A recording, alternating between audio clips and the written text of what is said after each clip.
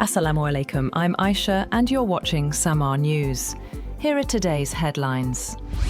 Iran has reportedly agreed in principle to reopen the Strait of Hormuz under a regional supervision mechanism, with mediation by Qatar and Oman bringing US-Iran talks closer to a possible breakthrough. According to Arab media reports, Iran has also conveyed positive signals to Pakistan regarding the initiative.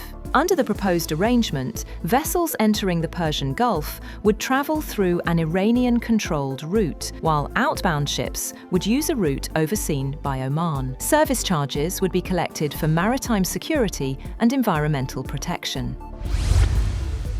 Hopes for easing Middle East tensions have grown after US President Donald Trump said Washington held very good discussions with Iran and suggested the Strait of Hormuz could reopen soon if negotiations continue. Reports said the US, Iran, and Oman are close to an interim agreement on restoring shipping through the strategic waterway. Speaking to Fox News, Trump said US and Iranian officials engaged in all-day negotiations and described the discussions as positive. He also warned Iran against withdrawing from the negotiations.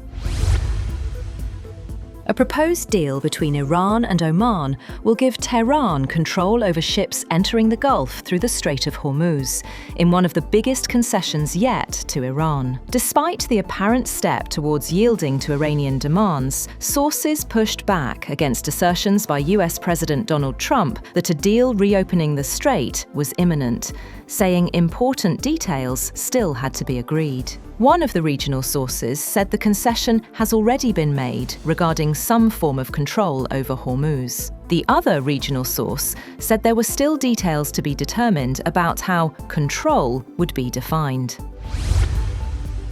US Secretary of State Marco Rubio says there has been progress in talks with Iran and Oman aimed at allowing more ships to pass through the Strait of Hormuz. Rubio says no final agreement has been reached yet, but Washington hopes a deal will be reached very shortly. However, he made it clear that the denuclearization of Iran would be the ultimate deal. Meanwhile, US Treasury Secretary Scott Bessent has said that Washington could reach a deal with Iran by Wednesday to reopen the Strait of Hormuz. Speaking to CNBC, Bessent says the agreement would restore freedom of movement through the vital waterway and help stabilize global energy prices. Russian strikes on and around Kyiv overnight have killed 14 people, injured 27, and damaged warehouses and other infrastructure. Ukrainian emergency officials said Russia launched 4 Zircon missiles, 24 Iskander-M ballistic missiles, and 115 drones, with Ukrainian air defences intercepting 98 drones but no missiles. The attack triggered fires, damaged multiple sites, and left rescuers searching for survivors trapped under rubble.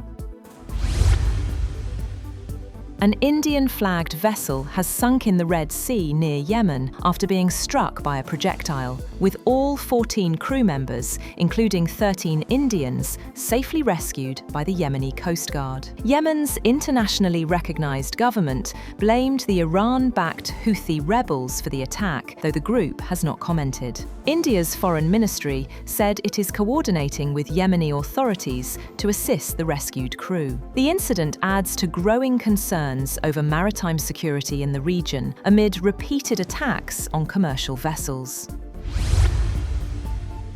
A 4-ton SpaceX Falcon 9 rocket stage, left drifting in space after launching Firefly Aerospace's lunar lander in January 2025, is expected to crash into the moon at around 5,400 miles per hour. The uncontrolled debris is set to strike the Einstein crater, creating a plume of lunar dust with no danger to Earth. SpaceX said the impact is accidental, with scientists attributing the collision to solar activity and gravitational forces. NASA and SpaceX are now exploring ways to prevent similar incidents.